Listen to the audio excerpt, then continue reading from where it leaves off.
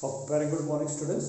Today we are going to discuss about the Newton's law of cooling के बारे में discuss करेंगे। ठीक है, ये न्यूटन्स लॉ ऑफ कूलिंग है क्या चीज़ है?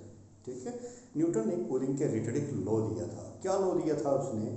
उसने बोला था कि जितना ज़्यादा टेम्परेचर डिफरेंस रहेगा सिस्टम और सराउंडिंग के बीच में, the rate of lose of the energy या rate of flow of the energy उतना ही फास्ट रेट से होगा। ठीक है, इसी को हम क्या बोलते हैं? Newton's law of cooling. क्या बोला गया है? The rate of loss of the heat is directly proportional to the temperature difference between the system and surrounding. यानी कि हीट जो लॉस हो रही है per unit time, that will be directly proportional to what? The temperature difference between the system and the surrounding. इसका simple सा example बता दो। गर्मी में अगर हम चाय पी रहे होते हैं तो चाय इतनी जल्दी ठंडी नहीं होती है। क्यों नहीं होती है? क्योंकि हॉटर सीजन में वो जो सिस्टम है हमारे पास, सिस्टम मतलब चाय का कप जो है, ठीक है, उसका टेम्परेचर और सराउंडिंग के टेम्परेचर में ज़्यादा डिफरेंस नहीं होता है। इसलिए वो रेट जो हो रहा है, हीट जो फ्लो हो रही है फ्रॉम सिस्टम टू सराउंडिंग, ठीक है, तो वो बड़ी स्लो रेट से होती है। बट सर्दियों की बात करते हैं अगर हम लोग, तो वही चाय ठंडी होने की बड़ा कम टाइम लेती है। क्यों? क्योंकि सर्दियों में टेम्परेचर डाउन होता है और सिस्टम का टेम्परेचर तो उतना ही रखा मैंने। समझा रही बात? ये तो सिस्टम से जो हीट रिलीज होती है वो बड़े फास्ट रेट से हीट रिलीज होती है। समझा रही बात? ये ठीक है, इसको आप बोलते हैं न्यूटन्स लॉ ऑफ कूलिंग। तो यहाँ पे इसको अंडरस्टैंड करने के लिए मैंने यहाँ पे एक चीज कंसीडर करनी। मान लो मेरे पास एक सिस्टम है, this is called the system. इसको मैं सिस्टम की तरह कंसीडर करता हूँ। सिस्टम का टेम्परेचर है वही 30 डिग्री और इसका टेम्परेचर है 20 degree. There is the temperature difference of the 10 degree. कितना है? 10 डिग्री का टेम्परेचर डिफरेंस है। तो सपोज कर लेता हूँ कि यहाँ से जो हीट रिलीज होकर के सिस्टम के पास, सराउंडिंग के पास जो पहुंच रही है, दैट इज द 100 जूल पर सेकेंड। कितनी मान रहा हूँ यहाँ पे इसको? हम टेकिंग 100 जूल पर सेकेंड, यानी कि 100 जूल की ही एनर्जी जो है ट्रांसफर हो रही है 1 सेकंड के अंदर। समझ रहे बात? अब मैंने टेम्परेचर डिफरेंस बढ़ा देता हूँ भाई। कितना कर देता हूँ टेम्परेचर डिफरेंस? यहाँ पे 30 डिग्री सेल्सियस और यहाँ पे 5 डिग्री सेल्सियस का। क्लियर हुई बात? 30 डिग्री टू 5 डिग्री सेल्सियस। ठीक है, तो ये टेम्परेचर डिफरेंस अब बड़ा ही ज्यादा हो गया। ठीक है, या तो इसको ऐसे कर लेते हैं, कोई प्रॉब्लम नहीं है। 30, हाँ चलो 30 टू 5 डिग्री सेल्सियस काफी है, कोई प्रॉब्लम नहीं, समझ आ जाएगी इससे। क्या किया भाई हमने यहाँ पे? 30 से 5 डिग्री टेम्परेचर डिफरेंस कितना मेंटेन हो गया यहाँ पे भाई? That will be of the 25 degree का टेम्परेचर डिफरेंस हो गया। तो इसका मतलब जो हीट रिलीज होगी सिस्टम से, system will be at the higher temperature और सराउंडिंग जो है लोअर टेम्परेचर पर। तो जो हीट रिलीज हो रही है, बट ये हीट रिलीज होने की जो रेट है वो बढ़ जाएगी। पहले यहाँ पे 100 जूल पर सेकंड पे हीट रिलीज कर रहा था, लेकिन जब टेम्परेचर डिफरेंस मैंने ज्यादा कर दिया तो यही बॉडी जो है 1000 जूल पर सेकंड, 1000 जूल 1 सेकंड के अंदर रिलीज कर दे रहा है। क्यों रिलीज कर रहा है? जब मैंने टेम्परेचर डिफरेंस इसका ज्यादा कर दिया। अगर टेम्परेचर डिफरेंस को और ज्यादा मेंटेन कर देता हूँ भाई, 32 माइनस 10 डिग्री सेल्सियस का कर देता हूँ, फिर होगी 30 और 10 कितना हो गया? 40 डिग्री सेल्सियस का हमने टेम्परेचर डिफरेंस मेंटेन कर दिया। तो यहाँ पे जो हीट रिलीज होगी that will be a much more faster in comparison to these two system. ठीक है, मैं मान लेता हूँ भाई 10,000 जूल पर सेकंड से ये हीट जो है रिलीज हो रही है। तो यही न्यूटन ने समझाने की कोशिश की थी। इसने बताया था कि जितना ज्यादा टेम्परेचर डिफरेंस होगा सिस्टम और सराउंडिंग के बीच का, ठीक है, सिस्टम और सराउंडिंग के बीच का जितना ज्यादा टेम्परेचर डिफरेंस होगा उतनी ही फास्ट रेट से हीट जो है वो रिलीज कर रही है। समझ रहे बात? इसीलिए हमारी चाय जो है सर्दियों में बड़ी जल्दी ठंडी हो जाती है, जबकि गर्मियों में भी चाय उतने ही टेम्परेचर को मेंटेन करने के लिए बड़ा ज्यादा टाइम लेती है। मेरी बात की क्यों? क्योंकि गर्मियों में टेम्परेचर डिफरेंस कम होता है, सर्दियों में टेम्परेचर डिफरेंस ज्यादा होता है। समझ रहे बात की? तो इसलिए यहाँ पे ये चीज जो है हावी हो रही है। तो इसी को हम क्या बोलते हैं? Newton's law of cooling. The rate of the loss of the heat is directly proportional to what? The temperature difference between the system and surrounding. तो यहाँ पे इसको मैथमेटिकल फॉर्म से रिप्रेजेंट किया गया। एक सिस्टम मैंने ले लिया which is the hotter one, ठीक है, हाई टेम्परेचर पर होगा। तो इस टेम्परेचर को मैं मान लेता हूँ कितना है? T।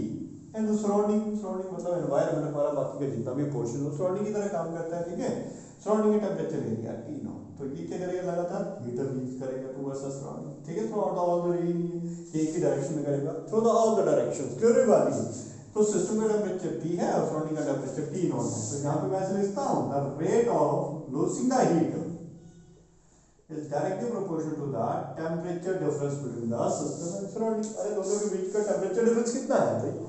T हायर टेम्परेचर है, T नॉट लो टेम्परेचर है, ठीक है? तो कैन राइट इट एज, समझा बात ये?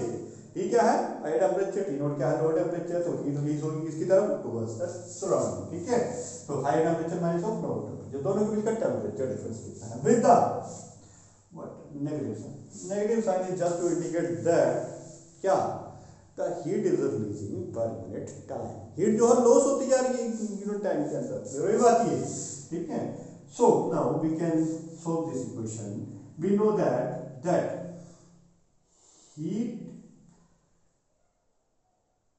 स्पेसिफिक हीट के बारे में हम लोगों ने पढ़ा था. Heat released by the body, ये heat gain by the body, ठीक है? Heat released by the body is directly proportional to the, कोई भी बॉडी हीट को रिलीज कर रही है, हीट को गेन कर रही है, तो फैक्टर्स पर डिपेंड करती है. किसके फैक्टर पर? दैट, सॉरी या मान लेते हैं डी क्यू हीट जो है रिलीज गेन कर रही है पर यूनिट टाइम के अंदर, तो वो डिपेंड करती है किसके ऊपर? That depends upon the mass as well as the temperature difference के ऊपर डिपेंड करता है भाई. ये समझ रहे बात? ये इसके ऊपर डिपेंड करता है mass as well as the temperature difference. तो देखो जैसे हम यहाँ पे प्रोपोर्शनलिटी साइन को हटाते हैं तो यहाँ पे कांस्टेंट लेते थे क्या? S m d t. ये हमने पढ़ा हुआ है कहाँ पे? स्पेसिफिक हीट के केसेस में. Specific heat of the gases, मतलब स्पेसिफिक हीट क्या चीज़ होती है? तो वहाँ पे हमने देखा था कि अगर किसी बॉडी के टेम्परेचर को राइज अप करना है टू द 1 डिग्री सेल्सियस और 1 ग्राम ऑफ मास, तो कितनी हीट उसको सप्लाई चाहिए? क्योंकि यहाँ पे तो हीट ही दे रही ना, हम एक तरह की हीट सप्लाई कर रहे हैं किसी बॉडी को, समझा रहे बात ये? तो this is the factor of this. But मेरे को तो चाहिए ये फैक्टर, हीट रिलीज पर टाइम का वाटर फैक्टर चाहिए. तो मैं ये करता हूँ यहाँ पे डिवाइड कर देता हूँ भाई, किससे?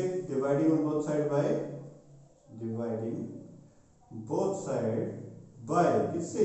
भाई dt से डिवाइड कर देते हैं, ठीक है? तो ये क्या बन जाएगा? dq upon dt will comes out to be s m dt upon what? dt. तो dq upon dt की वैल्यू कितनी आ रही है मेरे पास? ये आ रही है, तो मैं इसको ऐसे लिख दूँ s m dt upon dt will comes out to be कितना बन जाएगा? is directly proportional to, sorry, that is t minus of t naught. Clear हुई बात? ये कहाँ से आई ये फैक्टर? सारा ये हमने स्पेसिफिक हीट के रिलेशंस की हेल्प से इसको ड्राइव कर लिया, ठीक हो गई बात? अब देखो सारी वैल्यूज कांस्टेंट है तो इनको हम ऐसे लिखते हैं t, और इस कांस्टेंट प्रोपोर्शनलिटी को भी हटा देते हैं t अपॉन, या तो इस काम करते हैं टेम्परेचर की टर्म्स को एक साथ इकट्ठा जो कर लेते हैं, ये भी टेम्परेचर की टर्म है, t minus of t not is equal to, और कांस्टेंट को हटाएंगे तो कांस्टेंट आएगा स्मॉल k मानता हूं यहाँ पे, फिर नेगेटिव साइन भी इस तरफ आ जाएगा, ठीक है? m नीचे जाएगा, dt ऊपर आ जाएगा, तो ये बन जाएगा मेरे पास what upon s into m into dt. अब ये सारी वैल्यूज क्या है भाई? कांस्टेंट है तो इसको कांस्टेंट बना देता हूँ, t minus of t not will be equal to the constant को मैं कैपिटल K मान देता हूँ, ठीक है? With the dt. फिर बाकी सारी अब मुझे टोटल टेम्परेचर देखना है, तो मैं ये करता हूँ इस इक्वेशन को इंटीग्रेट कर देते हैं. तो इंटीग्रेशन पर मुझे क्या मिलेगा? That is dt upon t minus of t not is equal to integration of k तो कांस्टेंट है बाहर निकाल दिया, into dt. Integration of 1 upon x किसके बराबर होती है? That will be equivalent to the log of x के इक्विवेलेंट. तो यहाँ पे लगेगा log of t minus of t not will comes out to be k integration of dt t के इक्विवेलेंट आ गई, ठीक है? As I remove this log here, तो on the other side it will convert it into the exponential form. Negative sign will also be here, ठीक है? Exponential form. So this exponential form shows that the temperature difference जितना मर्जी चाहे होगा, ठीक है? It will take the infinite time to approach the same temperature.